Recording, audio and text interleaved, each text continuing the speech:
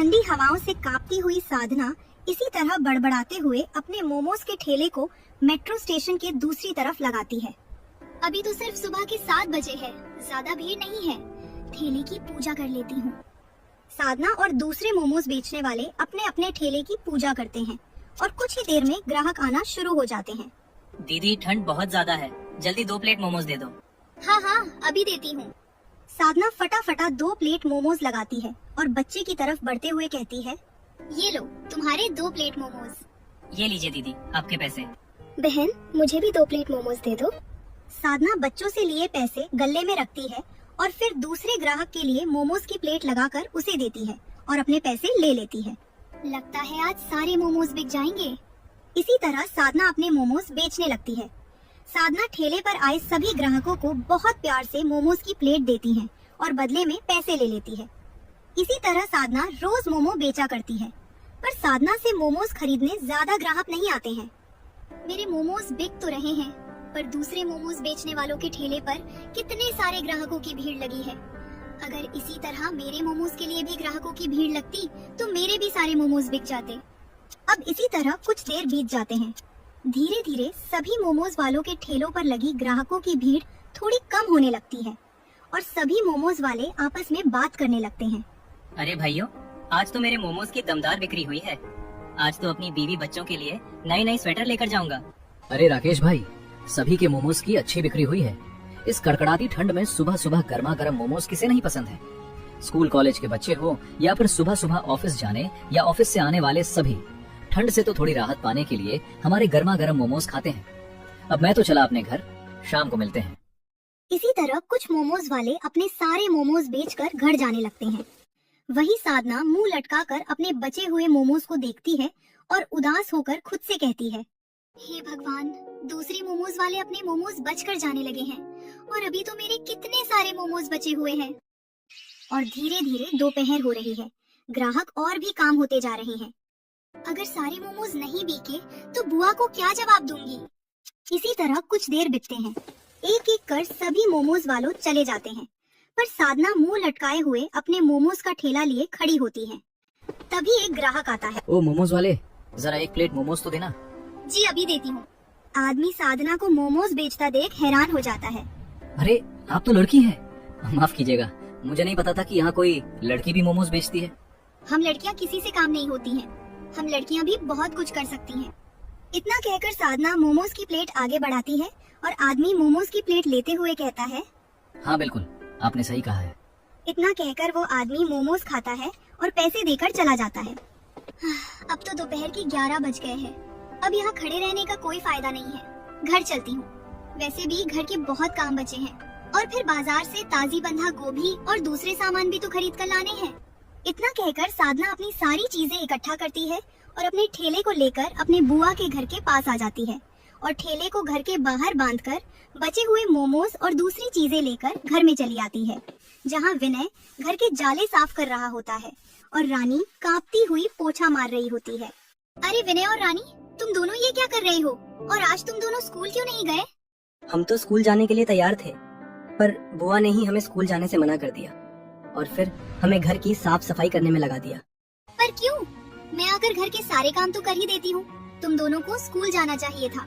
शायद बुआ से मिलने कोई रिश्तेदार आने वाले हैं, इसीलिए वो हमसे पूरा घर साफ करवा रही है।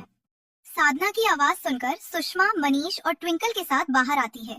ओ मनहूस, घर में आते ही इतना शोर क्यों मचा रही है? बुआ, आज आप विनय और रानी को स्कूल जाने से रोककर ये सब काम क्यों करवा रही हैं? इस रविवार मेरे कुछ मेहमान आने वाले हैं। तू तो खुद से कभी घर की साफ सफाई करती नहीं है, इसीलिए आज मैंने तेरे भाई बहन को रोककर पूरे घर की साफ सफाई करवा ली। बुआ, आप इसी तरह इन्हें हफ्ते में 2-3 दिन तो स्कूल ही नहीं जाने देती हैं।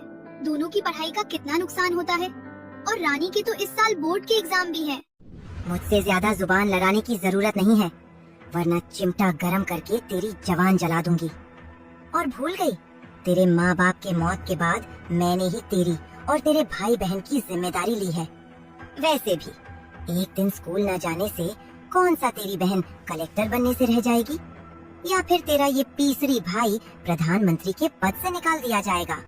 सुषमा की बात सुनकर साधना उदास चेहरा लिए अपने भाई बहनों की तरफ देखकर अपने मरे हुए माता पिता के बारे में सोचने लगती है। मम्मी पापा के देहांत के बाद बुआ ने मुझे और मेरे भाई बहन को सिर्फ अपना फ्री का नौकर बनाने के लिए अपने साथ रखा है। अगर आज हमारे भी मम्मी पापा जिंदा होते तो मुझे कभी मोमोज नहीं बेचने पड़ते और ना ही मेरे भाई बहन को इस ठंड में इतना काम करना पड़ता। अपने स्वर्गीय माता पिता और सुषमा के अत्याचारों से परेशान अपने भाई बहन के बारे में सोचते हुए साधना की आंखें भर आती हैं। तभी सुषमा कहती है, तू फिर से अपने मगरमच्छ के आंसू बहाने लगी। आज के मोमोज के पैसे दे। साधना रोते हुए बिके हुए मोमोज के पैसे आगे बढ़ाती है और सुषमा झपट कर पैसे गिनने लगती है। क्यों रे महारानी विक्टोरिया, ये तो सिर्फ 40 मोमोज के पैसे हैं। बाकी 20 मोमोज के पैसे कहाँ हैं? बुआ आज 40 मोमोज ही बिके हैं, 20 मोमोज अभी भी बचे हुए हैं। क्यों बचे हुए मोमोज अपनी मरी हुई अम्मा के फोटो के आगे चढ़ाएगी? मम्मी, इसने कल भी सारे मोमोज नहीं बेचे थे। मम्मी ये जानबूझकर मोमोज बचा कर लाती है ताकि अपने भाई बहन को मोमोज खिला सके। इसे तो मैं अभी सबक सिखाती हूँ। इतना कहकर सुषमा जोड़ों से साधना के हाथों को मरोड़ने लगती है और उसके बालों को खींचते हुए कहती है, मैंने तुझसे कहा था ना, 60 के 60 मोमोज बिक जाए तभी घर वापस आना। तेरी हिम्मत कैसे हुई बिना मोमोज बेचे घर में कदम रखने की? बोलती क्यों नहीं है? ऐसे तो बड़ी चपर चपर जवान चलाती है। सुषमा के हाथ मरोड़ने और बाल खींचने से साधना दर्द से कहराते हुए रोने और छटपटाने लगती है, जिसे देखकर विनोद रानी सुषमा को रोकने आगे बढ़ते हैं। तभी मनीष और ट्विंकल दोनों को पकड़ लेते हैं। अरे डरता क्यों है मम्मी? तो बस तेरी दीदी के हाथ फ्लेक्सिबल कर रही है। विनय, डर मत विनय, कुछ नहीं हुआ है मुझे। तभी दिनेश बाहर से घर में आता है। सुषमा, अपने भाई के बच्चों को बाद में समझाना, पहले मुझे खाना परोस, बहुत भूख लगी है। इतना कहकर दिनेश डाइनिंग टेबल पर जाकर बैठ जाता है और सुषमा साधना को ढकेलते हुए कहती है, अब से सारे मोमोज बेचकर ही घर आना। चल जा आप किचन में, हम सब के लिए गर्मा गर्म खाना बनाकर हमारे कमरों में लेकर आ। इतना कहकर सुषमा, मनीष और ट्विंकल अपने अपने कमरे में चले जाते हैं और साधना अपने भाई बहन के साथ रोते हुए किचन में आ जाती है। दीदी, आप ठीक हो ना दीदी? आपको ज्यादा चोट तो नहीं लगी ना? अरे तू मेरी इतनी चिंता क्यों करता है? मुझे कुछ नहीं हुआ। तू रोना बंद कर और जाकर अपनी पढ़ाई कर। रानी, तू भी विनय के साथ बैठकर पढ़ाई कर, तब तक मैं सबके लिए खाना बना देती हूँ। रानी और विनय किचन में चटाई बिछाकर अपनी पढ़ाई करने लगते हैं। वही साधना अपने बाल ठीक करती है और गैस पर चावल दाल चढ़ाकर सब्जियां काटने लगती है। दोपहर हो गई है पर पानी अभी भी बहुत ठंडा है और फर्श तो बर्फ की शिली जितनी ठंडी है। विनय और रानी सिर्फ एक चटाई पर कैसे बैठे होंगे? इसी तरह साधना थोड़ी देर में खाना बना लेती है और सबकी प्लेट लगाकर किचन से निकल रही होती है। तभी रानी साधना को रोकते हुए कहती है, दीदी लाओ, मैं आपकी मदद कर देती हूँ। नहीं रानी, तुम अपनी पढ़ाई करो, मैं कर लूंगी। नहीं दीदी, मैं आपकी मदद करूंगी। वैसे भी आप इतनी ठंड में सुबह 5 से काम ही तो कर रही हैं, फिर इसके बाद भी आपको काम ही करना है। इतना कहकर रानी साधना से खाने की प्लेट ले लेती है और कहती है, दीदी आप थोड़ा आराम कर लीजिए, मैं अभी सभी को खाना देकर आती हूँ। रानी खाने की प्लेटें लेकर किचन से निकल जाती है और साधना कांपती हुई किचन की साफ सफाई करने लगती है। वही दूसरी तरफ रानी सबसे पहले सुषमा के कमरे में आती है। बुआ, फूफा, ये लीजिए आपका खाना। तेरी दीदी ने तुझे भेजा खाना देने, अब नहीं हो रही है तेरे पढ़ाई की नुकसान। रानी सुषमा की बातों का कोई जवाब नहीं देती है और चुपचाप मनीषा ट्विंकल को खाना देने उनके कमरे में आ जाती है। भैया, दीदी आपका खाना। हमें भैया दीदी कहने की जरूरत नहीं है, हम तेरे मालिक हैं और ये खाना तो गर्म है ना? हाँ, दीदी ने अभी ही खाना बनाया है, खाना गर्म है। ट्विंकल खाने के प्लेट छूकर कहती है, झूठ कहती है मुझसे, तू हमें ठंडा खाना खिलाना चाहती है।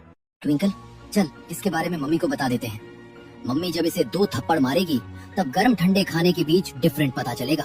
तू रुक, अभी तेरी अकल ठिकाने लगवाती हूँ। इतना कहकर ट्विंकल सुषमा और दिनेश के कमरे में आती है और रानी भी ट्विंकल के पीछे पीछे सुषमा और दिनेश के कमरे में आ जाती है। क्या हुआ मेरी प्यारी बेटी, इतने गुस्से में क्यों है? रानी मुझे खाने के लिए ठंडा खाना देती है। आप लोगों को पता है ना, मैं ठंडा खाना नहीं खाती हूँ। सुषमा, ये क्या है? तेरे भाई की बेटी मेरी बेटी को ठंडा खाना कैसे दे रही है? सुषमा अपने बिस्तर से निकलती है और रानी को जोरदार थप्पड़ मार देती है। जल्दी जा, मेरी बेटी के लिए खाना गर्म करके ला।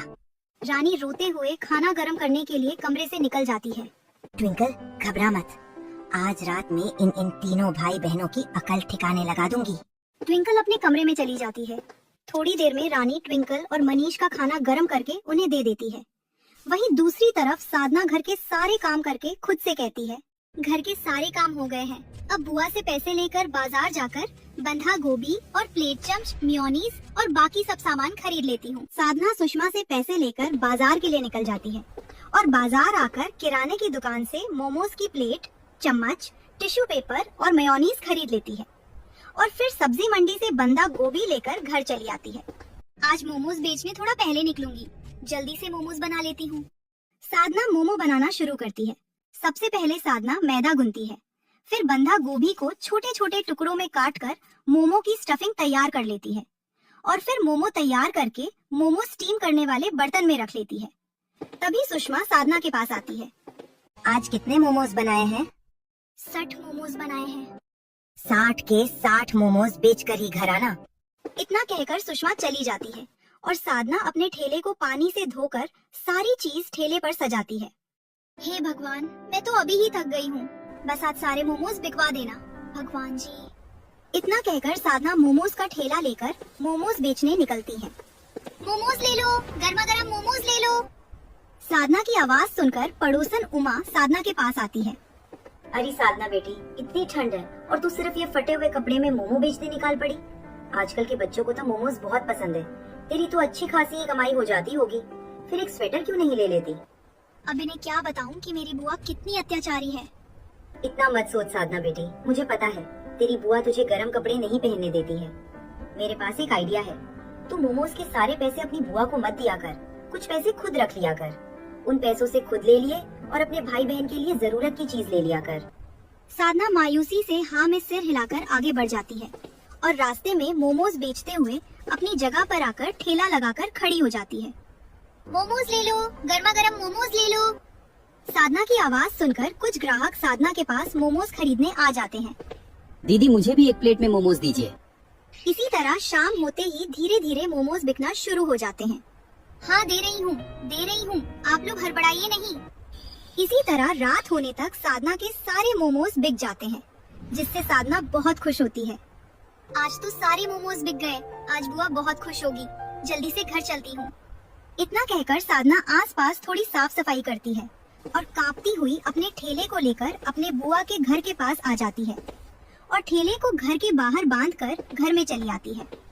ओ महारानी, मोमोज के पैसे दे, सारे मोमोज बेचे या नहीं? बुआ आज सारे मोमोज बिक गए। इतना कहकर साधना मोमोज के पैसे सुषमा को देती है।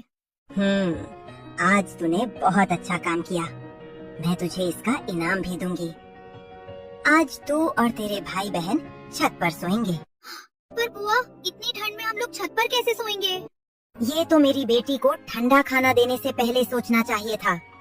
आज तुम लोग छत पर ही सोओगे और खाने में सिर्फ 2 रोटी मिलेगी।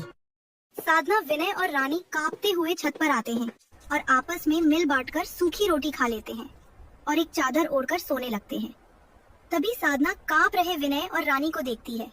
विनय और रानी कितना कांप रहे हैं। ऐसा करती हूँ, चादर को दोहरा करके इन्हें उड़ा देती हूँ। साधना चादर को 2 बार मोड़कर विनय और रानी को उड़ा देती है और खुद ठंड में कांपते हुए सो जाती है। इसी तरह साधना रोज ठंड में सुबह 5 बजे से 11 बजे तक मोमोज बेचती, फिर घर आकर घर के सारे काम करती हैं और मोमोज तैयार करती, फिर शाम को 5 बजे से रात के 11 बजे तक मोमोज बेचती। इसी तरह एक दिन साधना मोमो बेच रही होती है और कुछ लड़के उसके ठेले पर आते हैं। बहुत ठंड लग रही है, जल्दी 2 प्लेट मोमोज दे दीजिए। वैसे कितने के हैं एक प्लेट मोमोज? 35 रुपए प्लेट। क्यों, दूसरे तो 25 रुपए में बेच रहे हैं। दूसरों के मोमोज एक साथ कारखाने में बने हुए ठेके के हैं। मैं अपने मोमोज घर में बनाती हूँ, इसलिए सिर्फ 10 रुपए ज्यादा है। ज्यादा दाम में सामान बेचने वाले दूसरों के सामान को खराब ही कहते हैं। मैं जा रहा हूँ बगल के मोमोज वाले के पास। नीलेश की बातें सुनकर नीलेश के साथ सभी बगल वाले के मोमोज खाने चले जाते हैं। वही नितिन सोचता है, क्या पता ये लड़की सच कह रही हो। आज इसी के मोमोज खाकर देखता हूँ। मुझे आप 1 प्लेट दे दीजिए। साधना 1 प्लेट मोमोज तैयार करके नितिन को देती है, जिसे नितिन अपने दोस्तों के साथ टेस्ट करता है। मोमोज तो आपके बहुत अच्छे हैं, आप 2 प्लेट पैक कर दीजिए। साधना 2 प्लेट मोमोज पैक करके नितिन को दे देती है और नितिन पैक करवाए हुए मोमोज लेकर अपने घर चला आता है और अपनी बहन और माँ के साथ बैठकर मोमोज खाने लगता है। भैया, मोमोज अच्छी जगह से तो लिए हैं ना? हाँ, मैंने जिससे मोमोज लिए वो कह रही थी कि उसने घर में मोमोज बनाए हैं। अब मुझे अंदर की सच्चाई नहीं पता है। वो लड़की सच ही बोल रही है। मोमोज में घर के चाकू से कटे बंदा गोभी है। उसने वाकई मोमोज घर में बनाए हैं। भैया, अब जब भी मोमोज लाना इसी लड़की के मोमोज लेकर आना। सभी को साधना के मोमोज बहुत पसंद आते हैं, इसीलिए नितिन अगले दिन साधना के ठेले पर आता है। माफ कीजिएगा, मेरे दोस्त ने आपको झूठा कहा था, पर मेरी मम्मी मोमोज टेस्ट करके बता रही थी। आपने सच में ताजी बंदा गोभी ही इस्तेमाल की है और आपके मोमोज भी ताजा ही हैं। मैं अपने ग्राहकों के हेल्थ के साथ खिलवाड़ नहीं कर सकती, इसलिए 10 रुपए ज्यादा ही सही में अच्छे मोमोज ही बेचती हूँ। पर लोग 10 रुपए बचाने के चक्कर में मेरे मोमोज नहीं खाते हैं। कोई बात नहीं, आपके भी मोमोज बिकेंगे। फिलहाल आप मुझे 1 प्लेट मोमोज और दे दीजिए। साधना नितिन को मोमोज पैक करके देती है और नितिन मोमोज लेकर चला जाता है और इसी तरह नितिन रोज रोज साधना के मोमोज खाने आने लगता है। नितिन साधना का रेगुलर कस्टमर बन जाता है। दोनों में एक अच्छी बॉन्ड भी बन जाती है और धीरे धीरे दोनों में बहुत अच्छी दोस्ती हो जाती है। इसी तरह एक दिन साधना और नितिन बातें कर रहे होते हैं। तुम्हें पता है नितिन, मैं बहुत परेशान हूँ। मेरे मोमोज बिकना बहुत कम हो गए हैं। हर रोज मेरे मोमोज बच जाते हैं। आसपास के मोमोज बेचने वाले साधना की बात सुनकर साधना से कहते हैं, अरे मैं तो तुझे कब से समझा रहा हूँ, किसी को कोई फर्क नहीं पड़ता मोमोज घर के बने हैं या ठेके पर कारखाने में बने हुए हैं। सभी को सिर्फ मोमोज खाने से मतलब है। तू भी हमारी पार्टी में आ जा, फिर तुझे भी अच्छा मुनाफा होगा। चुप करो तुम लोग। मुझे बहुत अच्छे से पता है तुम लोग कैसे मोमोज बेचते हो। तुम्हारी मोमोज की चटनी, मेयोनीज सब बाजार की होती है, वो भी एकदम घटिया क्वालिटी की। चुप कर, अगर ज्यादा सच्चाई का पुतला बनेगी तो तेरे ठेले को तोड़कर जलाकर आग तपूंगा। समझ आई बात? मोमोज वालों की धमकी सुनकर साधना डर जाती है और अपना ठेला लेकर घर चली आती है। क्यों रे कलमुही, आज इतनी जल्दी कैसे आ गई? सारे मोमोज बेचे हैं या नहीं? साधना सुषमा को सारी बात बताती है। तभी मनीष और ट्विंकल कहते हैं, झूठ कहती है माँ, ये इसे मोमोज ना बेचना पड़े इसलिए ऐसे बहाने मार रही है। हाँ, किसी को क्या प्रॉब्लम होगी हमारे मोमोज बेचने से? अगर ऐसी बात है तो कल से तू भी कारखाने में बने ठेके वाले मोमोज बेचेगी। पर ये गलत है, ऐसे मोमोज नहीं बेचने चाहिए। लोगों की तबीयत खराब हो जाएगी। तुझे ज्यादा सती सावित्री बनने की जरूरत नहीं है। मैंने जैसा कहा है वैसा ही करना पड़ेगा, वरना तेरे भाई बहन को स्कूल से निकलवाकर जिंदगी भर इस घर में नौकर और नौकरानी बना दूंगी। सुषमा की धमकी से साधना ना चाहते हुए भी मजबूरी में खराब मोमोज बेचना शुरू कर देती है। ऐसे ही एक दिन साधना मोमोज बेच रही होती है। तभी एक बच्चा स्कूल यूनिफॉर्म में मोमोज खाना आता है।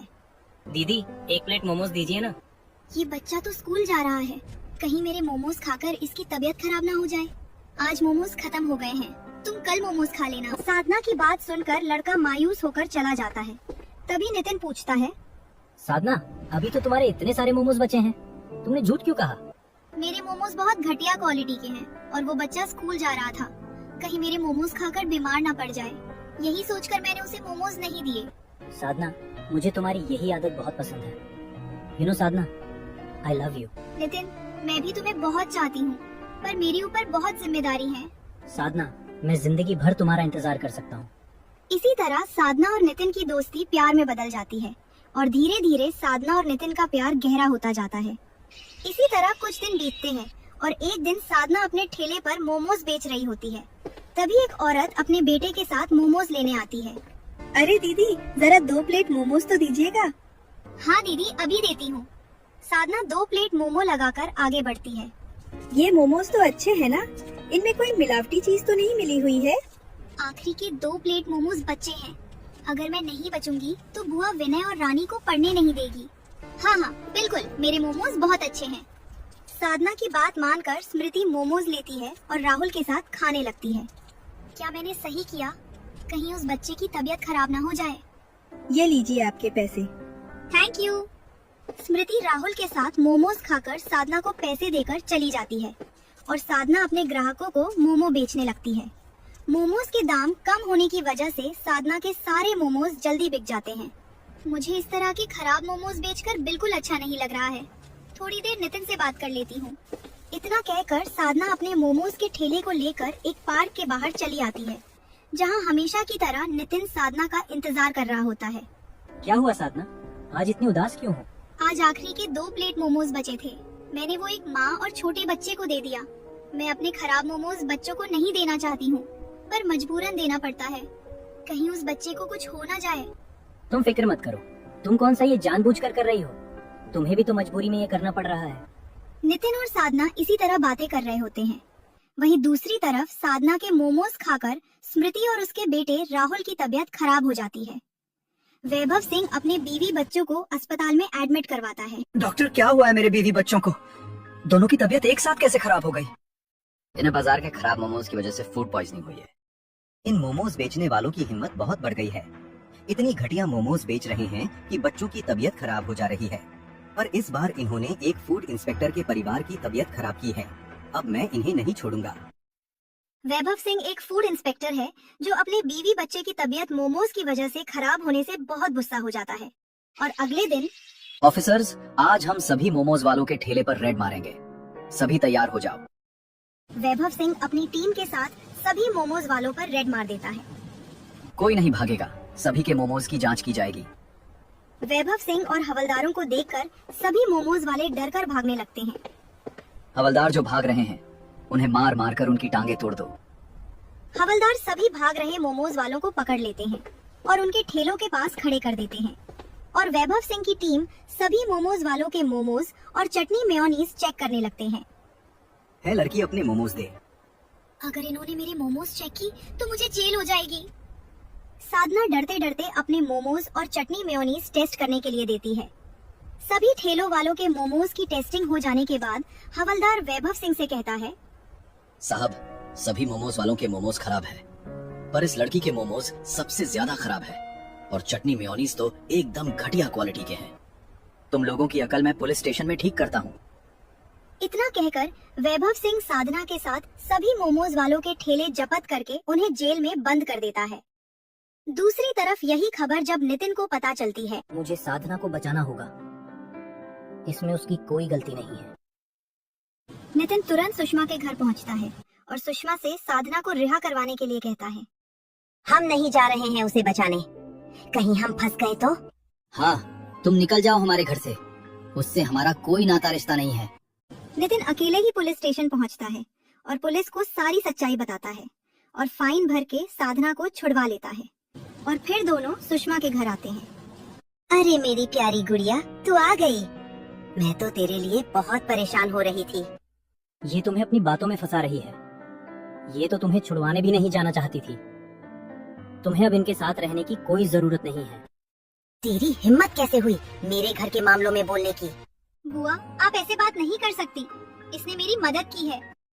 अच्छा, तो अब तू मुझे बताएगी मुझे किससे कैसे बात करना है। रुक, तेरी अकल ठिकाने लाती हूँ।